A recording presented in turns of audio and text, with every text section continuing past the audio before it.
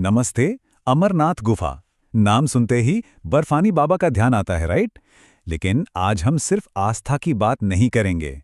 आज हम मिथकों, विज्ञान और इतिहास के पन्नों को एक साथ पलटेंगे और अमरनाथ के असली रहस्य को डिकोड करेंगे। तो चलिए शुरू करते हैं। अब सबसे बड़ा सवाल, आखिर भगवान शिव को इस पूरी दुनिया, इस पूरे ब्रह्मांड से छिपने की जरूरत क्यों पड़ी? प्रलय की उस भयंकर आग के बीच दो मामूली से कबूतर कैसे बच निकले? और वो बर्फ का शिवलिंग, उसका असली विज्ञान क्या है? आज हम इन्हीं सवालों की गहराई में गोता लगाने वाले हैं। तो चलिए पहले पड़ाव पर चलते हैं, अमर कथा का रहस्य। कहानी शुरू होती है माता पार्वती के एक बहुत ही गहरे सवाल से। उन्होंने शिवजी के गले में वो खोपड़ियों की माला यानी मुंडमाला देखी और पूछ लिया, ये किसकी हैं? शिवजी ने बताया कि अरे ये तो खुद पार्वती जी के पिछले जन्मों की हैं। जाहिर सी बात है, वो हैरान रह गईं और फिर उन्होंने जन्म मरण के इस लूप से बाहर निकलने का रास्ता पूछ लिया। बस यहीं एंट्री होती है अमर कथा की, मोक्ष का वो परम गुप्त ज्ञान। अब आप ही सोचिए, इतना बड़ा सीक्रेट हर किसी को तो बताया नहीं जा सकता था ना। अगर कोई और सुन लेता तो पूरे ब्रह्मांड का बैलेंस ही बिगड़ जाता। इसीलिए शिवजी को एक ऐसी जगह चाहिए थी जो दुनिया में सबसे ज्यादा एकांत हो, बिल्कुल आइसोलेटेड। और यहीं से शुरू होती है शिव की त्याग यात्रा। यही वो एकांत की तलाश थी जिसने आज की अमरनाथ यात्रा का रूट तय किया। ये सिर्फ एक रास्ता नहीं है, बल्कि ये बड़ी ही खूबसूरती से दिखाता है कि कैसे शिवजी ने एक एक करके हर मोह को पीछे छोड़ दिया। मतलब सबसे पहले आता है पहलगाम, जहां उन्होंने अपने सबसे प्रिय वाहन नंदी को छोड़ दिया। फिर चंदनवाड़ी में उन्होंने अपने सिर से चंद्रमा को उतारा, जो कि हमारे चंचल मन का प्रतीक है। आगे बढ़े शेषनाग की तरफ, वहां उन्होंने अपने गले के सांपों को उतार दिया, जो समय और ईगो यानी अहंकार के प्रतीक माने जाते हैं। महागुनास पर्वत तक आते आते उन्होंने अपने पुत्र गणेश को भी वहीं छोड़ दिया। और फाइनली पंचतरणी में उन्होंने उन पांचों भौतिक तत्वों का भी त्याग कर दिया जिनसे हमारा शरीर बना है। ये था बिल्कुल अल्टीमेट लेवल का वैराग्य। अब बढ़ते हैं अगले रहस्य की ओर, गुफा के अमर कबूतर। सब कुछ पीछे छोड़ने के बाद फाइनली शिव और पार्वती गुफा के अंदर प्रवेश करते हैं। अब सीक्रेट तो सीक्रेट है, लीक नहीं होना चाहिए। इसलिए शिवजी ने अपनी योग शक्ति से कालाग्नि को बुलाया। कालाग्नि मतलब विनाश की वो ब्रह्मांडीय आग, जिसका एक ही काम था, गुफा के अंदर मौजूद हर एक जीव को भस्म कर देना। प्राइवेसी मेंटेन करने का एकदम एक्सट्रीम तरीका। लेकिन कहते हैं ना, होनी को कौन टाल सकता है। लकड़ियों और पत्थरों के नीचे छिपे हुए कबूतर के दो अंडे इस प्रलयंकारी आग से चमत्कारिक रूप से बच गए। अब सोचिए, अमर कथा कोई छोटी मोटी कहानी तो थी नहीं, बहुत लंबी और गहरी थी। इतनी लंबी कि उसे सुनते सुनते और उस थका देने वाली यात्रा के बाद माता पार्वती को नींद आ गई। और यहीं पर कहानी में आता है एक जबरदस्त ट्विस्ट। वो जो अंडे बचे थे ना, उनमें से अब छोटे छोटे बच्चे निकल आए थे। अब पार्वती जी तो सो रही थीं, लेकिन उन नवजात चूजों ने पार्वती जी की ही तरह हूं हूं की आवाज निकालनी शुरू कर दी। शिवजी तो गहरे ध्यान में थे, तो उन्हें लगा कि पार्वती जी ही कथा सुन रही हैं। और इस तरह बिल्कुल अनजाने में ही सही, उन छोटे से पक्षियों ने अमरता का वो टॉप सीक्रेट सुन लिया। कथा खत्म हुई, शिवजी ने आंखें खोलीं और देखा कि पार्वती जी तो सो रही हैं। भाई, उन्हें उन कबूतरों पर इतना गुस्सा आया कि इन्होंने छल से एक ज्ञान चुरा लिया।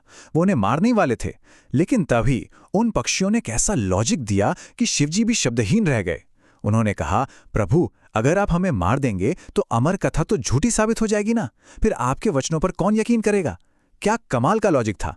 ये सुनकर शिवजी का गुस्सा एकदम शांत हो गया। उन्होंने उनकी बात मान ली और उन्हें शिव और शक्ति के प्रतीक के रूप में हमेशा के लिए अमर कर दिया।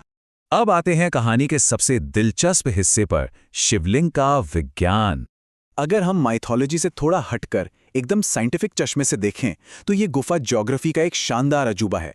इसे कास्ट टोपोग्राफी कहते हैं। आसान भाषा में समझें तो ये गुफा चूना पत्थर और जिप्सम जैसी घुलनशील चट्टानों से बनी है। अब इन चट्टानों का नेचर ऐसा होता है कि इनमें बहुत सारी दरारें बन जाती हैं, और इन्हीं दरारों से गुफा के ठीक ऊपर मौजूद ग्लेशियर का पानी बहुत आसानी से नीचे की तरफ रिसने लगता है। और यही वो बेसिक साइंस है जो उस चमत्कारिक बर्फ के आकार को जन्म देता है। तो यहाँ हमारे सामने दो अलग अलग लेकिन बहुत ही फैसिनेटिंग नजरिए हैं। एक तरफ हमारी गहरी आस्था है, जहां इस शिवलिंग को स्वयंभू माना जाता है, यानी शिव का खुद प्रकट होने वाला दिव्य बर्फ का रूप। और दूसरी तरफ है विज्ञान। साइंस इसे आइस स्टैलेग्माइट कहता है। इस साइंटिफिक प्रोसेस के हिसाब से गुफा की छत की दरारों से टपकने वाला वो जमा देने वाला पानी जैसे ही जमीन पर गिरता है वो तुरंत जम जाता है। बूंद दर बूंद, ड्रॉप बाय ड्रॉप पानी जमता रहता है और धीरे धीरे नीचे से ऊपर की तरफ एक बड़ा सा स्तंभ बन जाता है। अब चलते हैं हमारे आखिरी पड़ाव पर, अमरनाथ का असली इतिहास। सवाल यह है कि आज की दुनिया को इस जगह के बारे में पता कैसे चला। इसकी दो पैरेलल कहानियां हैं। एक बहुत ही पॉपुलर और खूबसूरत किस्सा 1850 के दशक का है। कहते हैं बूटा मलिक नाम के एक मुस्लिम चरवाहे को पहाड़ों में एक साधु मिले थे। साधु ने उसे कोयले से भरी एक बोली दी, लेकिन जब बूटा मलिक घर पहुंचा तो वो कोयला चमत्कारिक रूप से सोने में बदल चुका था। जब वो शुक्रिया कहने वापस गया तो साधु तो नहीं मिले, लेकिन उसे ये पवित्र गुफा मिल गई।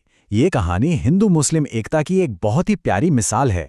लेकिन अगर हम प्राचीन ग्रंथों को देखें तो पता चलता है कि ये गुफा इस कहानी के आने से सदियों पहले से ही दुनिया को पता थी।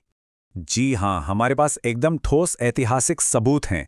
करीब 1400 साल पुराने नीलम पुराण को ही ले लीजिए, उसमें इस जगह का नाम अमेश्वर साफ साफ लिखा हुआ है। फिर 12वीं सदी की राजतरंगिणी में जिक्र है कि 34 ईसा पूर्व में, यानी आज से हजारों साल पहले, राजा संदीप्ति यहाँ पूजा करने आते थे। और तो और 1663 में फ्रैंकफॉइस बर्नियर नाम के एक फ्रांसीसी यात्री ने भी अपने रिकॉर्ड्स में बिल्कुल ऐसी ही एक बर्फ की गुफा के बारे में लिखा था। तो ये बात तो तय है कि इस जगह की अहमियत बहुत बहुत पुरानी है। अब साइंस और हिस्ट्री तो अपनी जगह है, लेकिन इन सबसे ऊपर ये यात्रा इंसानी हौसले और स्पिरिट का एक अल्टीमेट सिंबल है। हर साल लाखों लोग इन बेहद खतरनाक और दुर्गम पहाड़ों पर चढ़ाई करते हैं। वो सिर्फ एक गुफा देखने नहीं जाते, बल्कि अपने अंदर की उस ताकत को जगाने जाते हैं जो किसी भी मुश्किल को हरा सकती है। और जब इन पहाड़ों में ये नारा गूंजता है ना, जय बाबा बर्फानी, भूखे को अन्न, प्यासे को पानी, तो सच में रोंगटे खड़े हो जाते हैं। ये सिर्फ एक नारा नहीं है, ये गहरी आस्था, एकता और एक दूसरे की निस्वार्थ मदद करने की भावना है। तो इन सारी बातों, कहानियों और फैक्ट्स को जानने के बाद आप क्या सोचते हैं? क्या अमरनाथ सदियों पुरानी उस अटूट ईश्वरीय आस्था का प्रमाण है, या ये भूविज्ञान यानी जियोग्राफी का एक ऐसा चमत्कार है जो हमें हैरत में डाल देता है, या फिर ये इन दोनों का एक बहुत ही गहरा जादुई संगम है? इस सवाल को थोड़ा सोचिएगा जरूर। आस्था और प्रकृति का ये कनेक्शन वाकई कमाल का है। आज के सफर में हमारे साथ जुड़ने के लिए आपका बहुत बहुत शुक्रिया।